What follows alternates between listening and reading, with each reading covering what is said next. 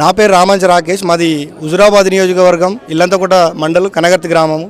దాదాపుగా హుజురాబాద్ నియోజకవర్గంలో 4,900 కుటుంబాలకు ఇప్పటి వరకు కూడా 5 లక్షల చొప్పున మా గవర్నమెంట్ ఇచ్చింది గతంలో మొదటి విడతగా.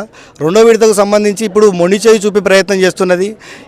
ఈ ప్రభుత్వం యొక్క పోకడ చూస్తున్నట్టంటే ఏమైందంటే, గతంలో మాకు సెట్ ఇన్ హోల్డ్ అని చెప్పేసి 10 లక్షలు ఖాతాలలో వేశారు. తర్వాత ఒక 10 days బ్యాక్ మళ్ళీ అమౌంట్ విత్డ్రా అంటే రిటర్న్ చేశారు.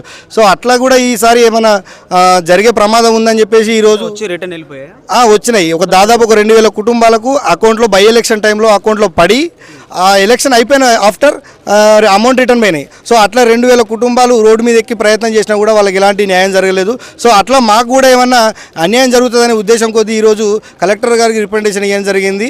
రెండో విడతగా ఉన్నటువంటి 5 లక్షల రూపాయలు ఏవైతే ఉన్నాయో ప్రతి ఒక్క 4,900